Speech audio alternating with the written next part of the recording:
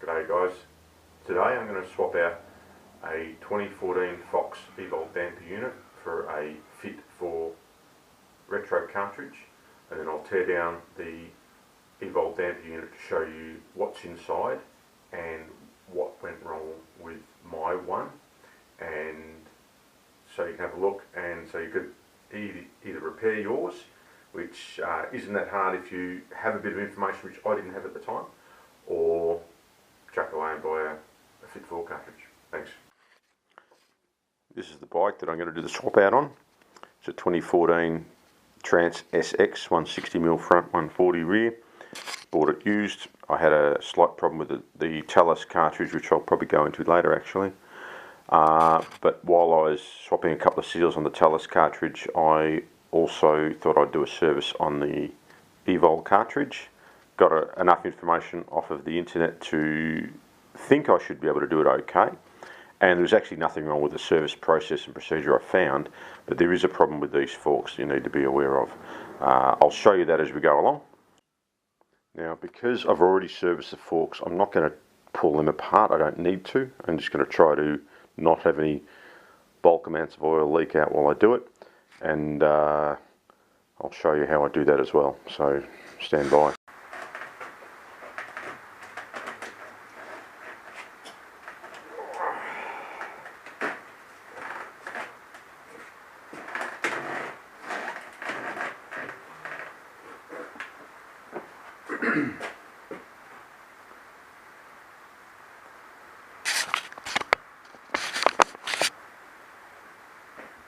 Alright, we'll try this again. $1 socket from Super Cheap, machined and then ground flat. A lot cheaper and quicker and easier than buying the correct socket. Gives you a nice purchase on there, won't burr off the end of the hex. I've cracked it open before, so it's nice and loose.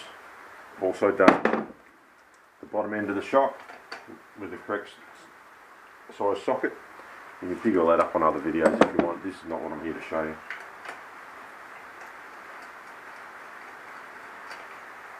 Alright, remove that.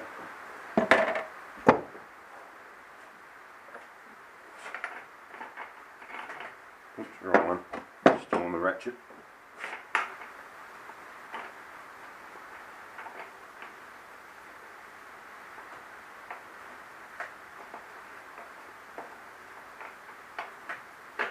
Alright, now the next hack, if you want to call it a hack, is I don't have the proper tools for tapping out the damper either. What I use is a nice little long socket, so you can put it over the end. That's actually a little bit big. Go for the next size down. You want you want the surface of the socket to have a nice purchase on the end of the damper without being likely to damage the thread. Hold it straight and then done. Very gentle, and again cheap and easier. Alright, so with a bit of luck I won't have a heap of oil pour out.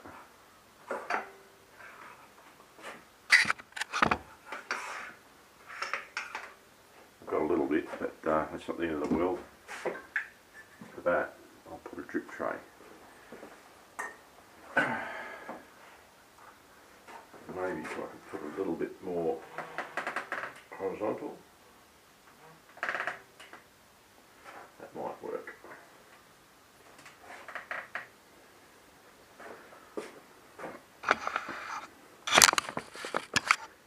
Okay, tidy up the bench, all the little bits in there so I don't lose them.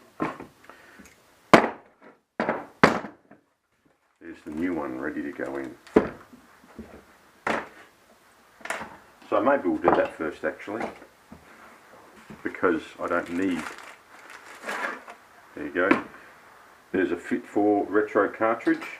I purchased that off Worldwide Cyclery. They are really helpful, quite handy. They did a lot of research on what my shock was and got me the right part off the Fox, and because these EVOL dampers are a dud, I think they got us a bit of a discount in that as well. But thanks to those guys for that.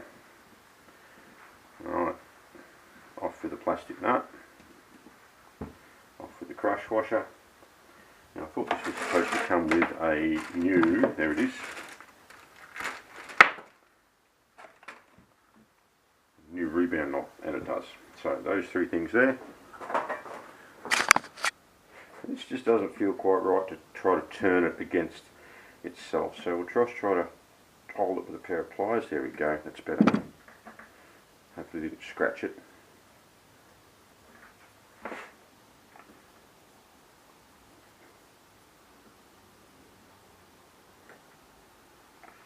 And take those off. No little springs or anything to fall off, which is great. We'll take this and put it back on the bike.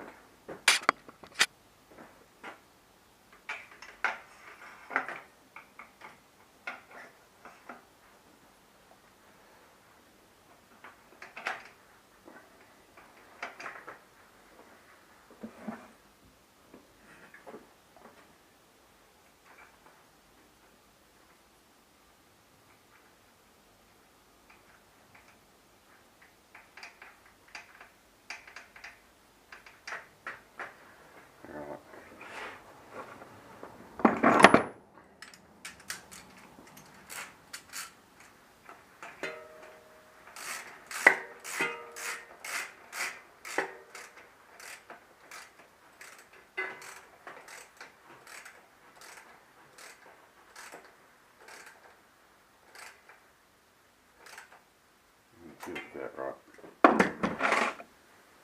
Now I've lost a few little drips of oil, but not a lot, not enough to worry about topping it up again. I know how much I put in there in the first place. And again, wrong socket.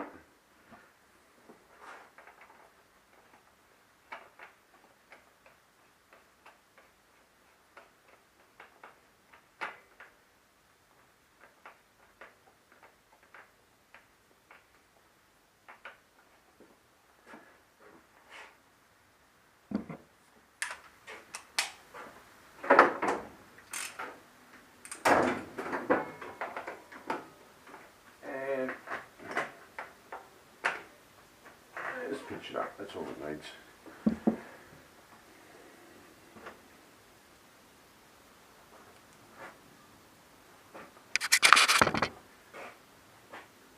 And there's the pin for that.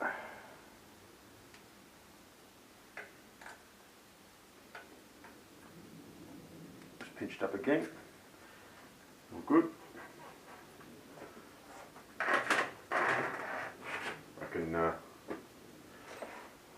Straighten this up a little bit more now since I'm not worried about oil leaking out of it.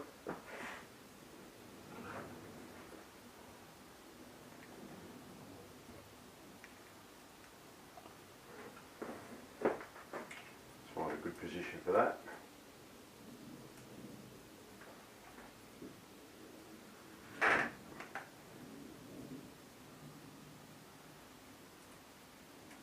That's everything went.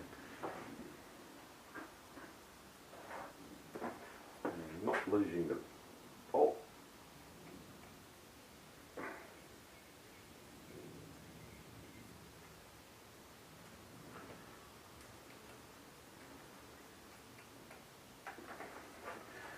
Just a little bit of force on that so we can turn it and lock the nut, the Allen bolt. Not damage it. That's part one. Alright, what I really wanted to show you was the removal of this and this assembly. Now, what it should have in here is a small spring and a detent ball to give you the clicks between open, normal and climb. It doesn't, for the reason that it actually came apart all by itself. Okay, so that's the EVOL damper.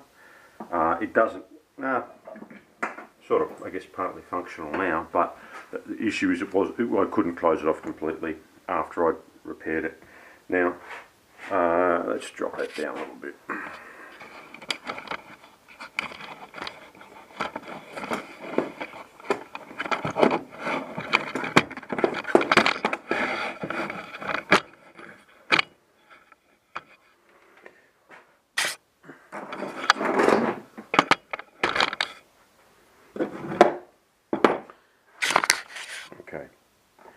easy enough to do. I might not have enough grip on it in the vise, which I'm not too fussed about. I still don't want to destroy it because with another part it might be functional again, but I probably never need to. So all you really need to do is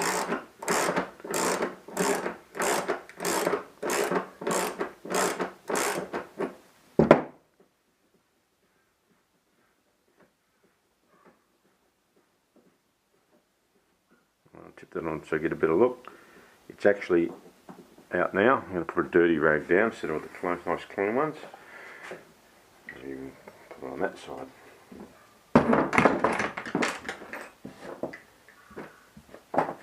Okay, it takes a little bit of force to get it out. And this is the compression unit. Turn it a little bit. That's the compression unit. And all you should need to do is take this out, tip the oil out of it, find the correct volume of oil, which is on the internet somewhere, put some fresh oil back in if you're servicing it, and away you go. Problem I had was, and again, that's all I expected to do, and that's all the information that I had that was available. The problem is that this part here, and this has got a little shim in it, and it's got two washers here, and then 3 little compression washers. Now this actually looks like it's in good condition, it looks like it's functional, but it's not, for the reason I'll tell you. Now what happened was that as I pulled this out, this part on the bottom here, this little die casting, had actually become loose. Now I didn't understand that, I didn't know what was going on. All of a sudden there seemed to be tension on here, and it actually popped the little ball and spring out, which I managed to lose one of them. And it took us a little while to figure out what was going on. So I'm going to pull this apart, not all of it, to show you, if you've got one of these, what you need to do to repair it. Now this one's broken. It would need another little casting repair, and I'll show you why. Just give us another minute. Get some more tools. Back again. First thing is, this part here comes off. On some earlier forks it's black, from the 2014 it seemed to be aluminium. So that comes off, and inside it there's a little coil spring. There's a shim there, and there's a little, you can see that little coil spring. And what that's there to do is to keep tension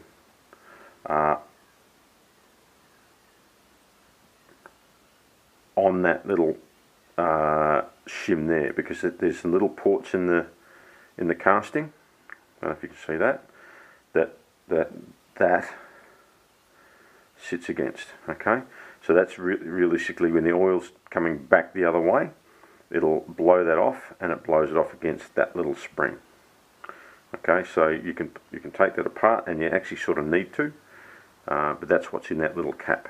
I thought originally that it looked like it was one piece. I couldn't actually easily see the little groove because it was pressed together nicely. Now what you've got here is the CTD adjustment, and you've got a little, what would you call it, a stop. You've got a rotating plate that gives it a bit of reinforcement, and a washer, and a shim. Now this thing sort of just sits there, and it's held in place partly by the little spring that goes in here, that one, okay, but when it comes apart, none of that actually works. Okay, so I'll take this out, and on that you've got, try to show it real close, that's just going to work. You've got the shim, you've got the support, and you've got a tiny little washer that's on the end of that CTD adjustment shaft. I might be using all the wrong names, but that's life. Now here's where the problem with these things comes in, is I've tried to get this going again with a bit of araldite and a punch. Now I'll show you what happens there. So just take this O-ring off. It's not, I said it, with another little casting, if someone gave us a dead shock, I'd be able to put it on this compression unit and get it going again, but I gave up. I'm going to have to probably put this in another vise so I can show you what is going on.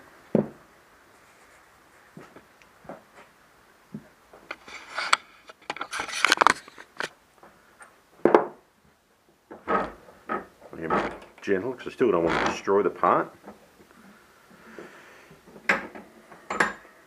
Hopefully you can see that.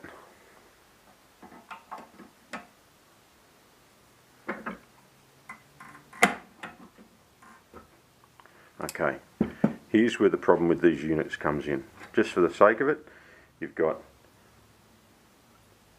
in order, 2 washers, a spring guide, and off of the unit, and I'll get it with my other hand, you've got 3 very thin, 3 shims, and these are what effectively blows off on compression. So these are really your compression damping, I guess.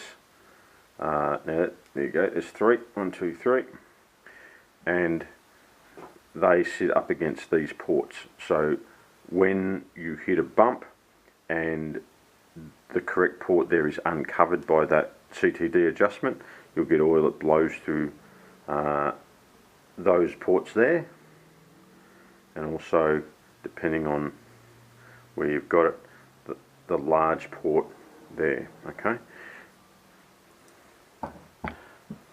now back to the pretty side of things. So what happens is, this and this are actually supposed to be a press fit. When I took mine apart, it wasn't, and it didn't even look like it was a press fit. It was just such a nice, you can see there, it just turns, it's not fully in, but it just turns just nicely. And you go, what's going on here? I couldn't find any information easily on the internet. I dug and dug and dug, and then I found out, yep, I was right. And the problem is, before I found the information, I'd try to press this together thinking maybe there was a little ridge or something in there, pretty hard to see. I thought I'd put it in my press and press it, but I heard a little crack, and that crack, I've cracked this little housing somewhere, and I've got another oil path in that housing that it shouldn't have. So yes, I killed it, but it was effectively dead already. Now, if you've got one that you haven't pulled apart, like I've got jaw marks in there now from the tool, and again, this bit's dead, so it doesn't matter. If you've got one of these that you've pulled apart and these two are separate, you can repair it, but you've got to be a bit gentle. So what I've done here is, give it a bit of a clean, is I've peened it.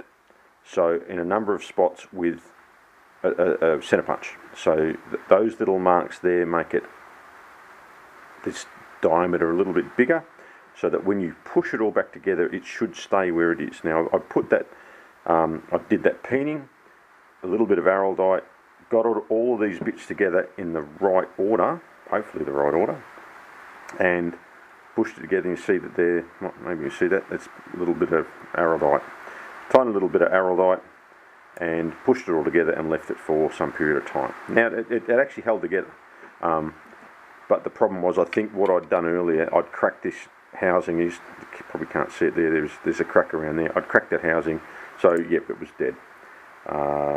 So there you have it. That's one of the things that goes wrong with these EVOL dampers. I know there's a problem on the other end, there's a little bush somewhere, or not a bush, a little O-ring, but at the top end on the compression unit, these come apart. If you're lucky and you can catch it without having anything else damaged, a couple of centre punches on the end of it, a little bit of araldite, put it all back together the right order, push it together in a vise or a press or something you can hold it for some period of time, and you might get it to survive. I almost did, but it wouldn't lock out properly, which meant I've still got an oil leak path through here somewhere that it didn't have before. So if you've got one, good luck with it. Now, I didn't pull this bit apart. I didn't need to, I didn't want to. Alright, there you go, that would have been the oil I would have changed. Put that on the ground to catch the drips. She's now upside down. Now, get more tools.